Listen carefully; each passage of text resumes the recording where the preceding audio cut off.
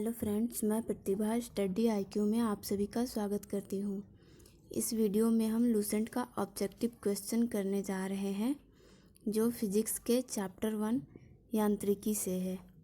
51 तक के क्वेश्चन का वीडियो अपलोड हो चुका है। आइए इसके आगे पढ़ते हैं। 52 बल का गुणनफल है। क्वेश्चन नंबर ए है द्रव्यमान और वेग का, द्रव्यमान और त्वरण का, भार और वेग का, भार और त्वरण का। तो इसका सही जवाब हो जाएगा आपका द्रव्यमान और त्वरण का।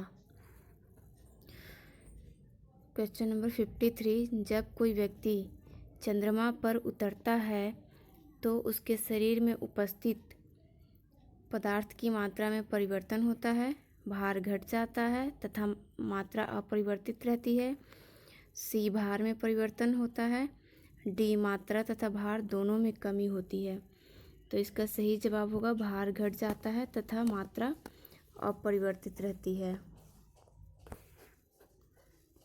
क्वेश्चन नंबर 54 यदि हम भूमध्य रेखा से ध्रुव की ओर जाते हैं तो जी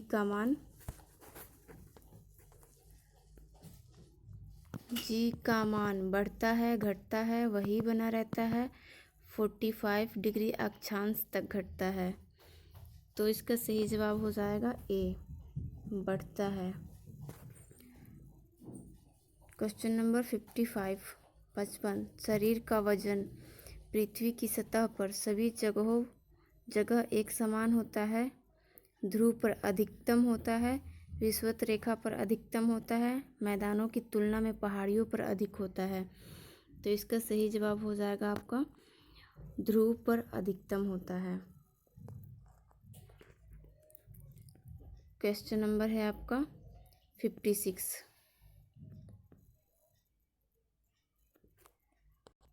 एक अंतरिक्ष यात्री पृथ्वी तल की तुलना में चंद्रमा तल पर अधिक ऊंची छलांग लगा सकता है क्योंकि वह चंद्रमा पर भारहीन होता है। चंद्रमा पर कोई वातावरण नहीं है। चंद्रमा तल पर गुरुत्वाकर्षण बल पृथ्वी तल की तुलना में अत्यल्प है। चंद्रमा पृथ्वी से छोटा है। तो इसका आपका सही जवाब हो जाएगा सी, चंद्रमा तल पर गुरुत्वाकर्षण बल पृथ्वी तल की तुलना में अत्यल्प है। क्वेश्चन नंबर 57 20 केजी के वजन को ज़मीन के ऊपर 1 मीटर की ऊंचाई पर पकड़े रखने के लिए किया गया कार्य है। ए 20 जूल, 200 जूल, 81 जूल, शून्य जूल। तो इसका आपका सही जवाब हो जाएगा 0 जूल। 1 मिनट, डी हो जाएगा आपका 0 जूल हो जाएगा। क्वेश्चन नंबर है 58 एक व्यक्ति एक दीवार को धक्का देता है पर उसे विस्थापित करने में असफल रहता है तो वह करता है कोई भी कार्य नहीं, ऋणात्मक कार्य, धनात्मक परंतु अधिकतम कार्य नहीं, अधिकतम कार्य। तो इसका सही जवाब हो जाएगा आपका कोई भी कार्य नहीं, ए नंबर सही हो जाएगा।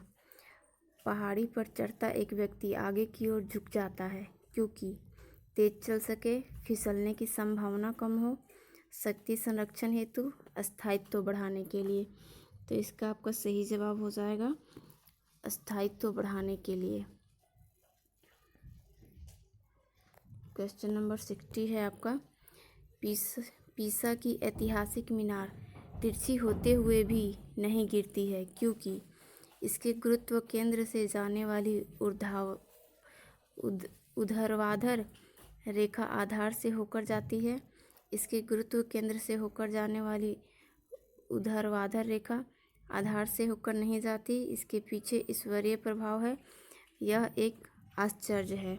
तो इसका सही जवाब हो जाएगा इसके गुरुत्व केंद्र से जाने वाली ऊर्ध्वाधर रेखा आधार से होकर जाती है। क्वेश्चन नंबर 61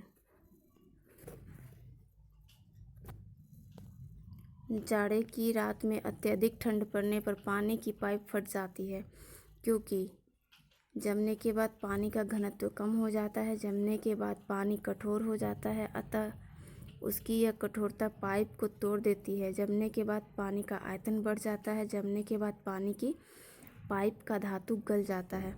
तो इसका सही जवाब हो जाएगा जमने के बाद पानी का आयतन बढ़ जाता है। क्वेश्चन नंबर है आपका 62।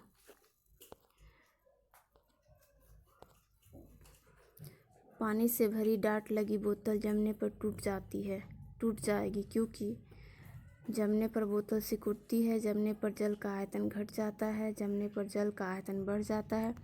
कांच ऊष्मा का कुचालक होता है। तो इसका सही जवाब होगा जमने पर जल का आयतन बढ़ जाता है।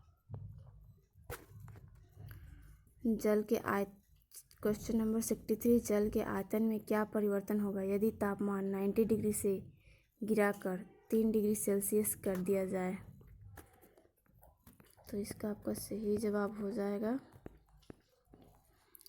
आपका ऑप्शन है ए में आयतन में कोई परिवर्तन नहीं होगा, बी में आयतन पहले बढ़ेगा और बाद में घटेगा, सी आयतन पहले घटेगा और बाद में बढ़ेगा, डी आपका पानी जम जाएगा।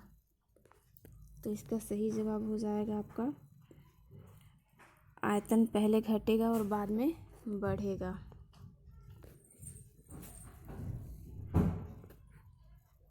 क्वेश्चन नंबर है आपका 64 है। एक झील में तैरने वाली इमारत की नाव के लिए नाव द्वारा विस्थापित पानी का भार कितना है? नाव के भार से कम, नाव के भार से ज़्यादा, नाव के उस भाग के भार के बराबर जो झील के पानी की सतह के नीचे है, नाव के भार के बराबर। तो आपका सही जवाब होगा नाव के उस भाग के बराबर जो झील के पानी की सतह के नीचे है, सी। क्वेश्चन नंबर है आपका 65। किसी कालीन की सफाई के लिए यदि उसे छड़ी से पीटा जाए तो उसमें कौन सा नियम लागू होता है? ए गति का पहला नियम, बी गति का दूसरा नियम, सी गति का तीसरा नियम, डी गति के पहले और दूसरे नियम का संयोजक। तो इसका सही जवाब होगा गति का पहला नियम। क्वेश्चन नंबर है आपका 66।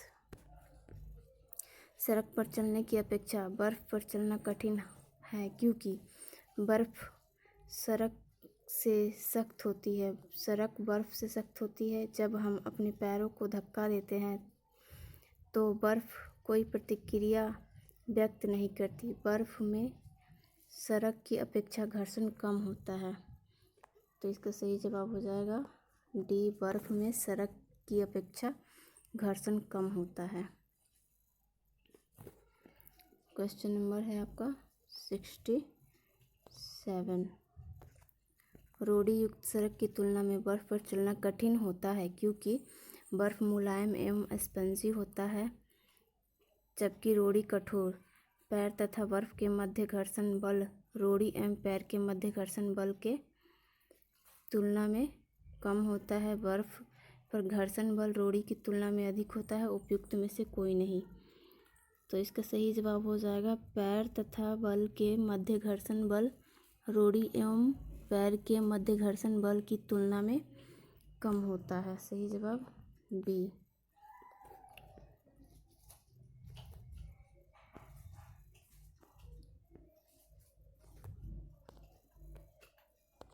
क्वेश्चन नंबर है आपका 68। लकड़ी के सिलेंडराकार पात्र को खींचने की जगह लुढ़काना आसान होता है, क्योंकि जब उसे खींचा जाता है तो वस्तु का भार कार्यकारी होता है। बी लुढ़कन अवस्था का घर्षण बल फिसलन अवस्था के घर्षण बल की तुलना में बहुत कम होता है। सी खींचने की अवस्था में सड़क के संपर्क में बैरल का पृष्ठ क्षेत्रफल अधिक होता है। डी उपयुक्त विकल्पों के अतिरिक्त कोई विकल्प नहीं है। तो इसका सही जवाब होगा लुढ़कन अवस्था का घर्षण बल फिसलन अवस्था के घर्षण बल की तुलना में बहुत कम होता है। क्वेश्चन नंबर है आपका 69। एक नदी में चलता हुआ जहाज समुद्र में आता है तब जहाज का स्तर पहले जितना होगा, थोड़ा ऊपर जाएगा, थोड़ा नीचे जाएगा, ऊपर या नीचे होगा, जो उसमें पड़े हुए भार पर निर्भर करता है। तो इसका सही जवाब होगा थोड़ा ऊपर जाएगा। Question number 70। लोहे की कील पारे में क्यों तैरती है जबकि यह पानी में डूब जाती है? ए है ऑप्शन है लोहे की पारे से रासायनिक क्रिया की प्रवृत्ति पानी की तुलना में कम होने के कारण। बी लोहे का भार पानी से अधिक है तथा पारे का कम। सी लोहे का घनत्व पानी से अधिक है तथा पारे से कम। पारा पानी से भारी है। तो इसका सही जवाब हो जाएगा लोहे का घनत्व पानी से अधिक है तथा पारे से कम। क्वेश्चन नंबर है आपका 71। जब एक ठोस पिंड को पानी में डुबोया जाता है तो उसके भार में ह्रास होता है। यह ह्रास कितना होता है? ए विस्थापित पानी के भार के बराबर, विस्थापित पानी के भार से कम, सी विस्थापित पानी के भार से अधिक, डी विस्थापित पानी के भार से संबंधित नहीं। तो इसका सही जवाब हो जाएगा विस्थापित पानी के भार के बराबर।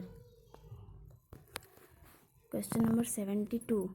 बर्फ पानी में तैरती है परंतु एल्कोहल में डूब जाती है क्योंकि पानी एल्कोहल की अपेक्षा पारदर्शी होता है, बर्फ पानी के जमने से बनती है, बर्फ ठोस है जबकि एल्कोहल द्रव है, बर्फ पानी से हल्की होती है तथा एल्कोहल से भारी होती है। तो इसका सही जवाब हो जाएगा बर्फ पानी से हल्की होती है तथा एल्कोहल से भारी होती है। आज के लिए बस इतना ही। तब तक के लिए नमस्कार। Thanks for watching my video.